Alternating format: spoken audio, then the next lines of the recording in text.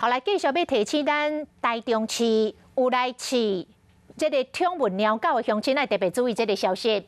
讲若是带你的宠物猫狗出门散步，大小便留伫咧原地，主人无清理者，市政府要加重罚款，为本地罚金1200块，提原狗6000块。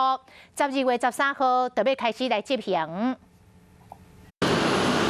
主人带家己的狗仔伫街路散步，度过一段休闲的时间。来擦屁屁。狗仔想要上便所的时，会雄雄停落来，讲要上就要上。这时阵，主人通常会家己找塑胶箩仔来清理，不过嘛有人未清理。带毛小孩出来散步，免不了他想要上厕所，但上完厕所一定要清，不然台中市政府将要从1200元开罚到6000元。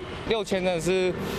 会痛的金额，我们都会带这个小便袋。养狗就一定要自己要清啊，6000块有一点贵哦，可能在一半中间比较好。大部分有饲狗的民众拢认为罚金有淡薄悬，台中市环保局讲，因为进前的罚金伤低，常常有狗的主人明明知影狗仔大便所未处理，才增加罚金。嘛讲只要有民众翕到狗仔伫涂骹大便，主人无清理的影片或者是相片，佮翕到狗仔上车的车牌含因厝内地址，都会使向环保局检举开出罚单。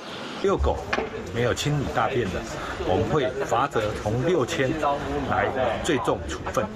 那也呼吁所有爱狗人士，大家一起维护我们的环境。狗仔伫涂骹大便，主人无清理的加重处罚。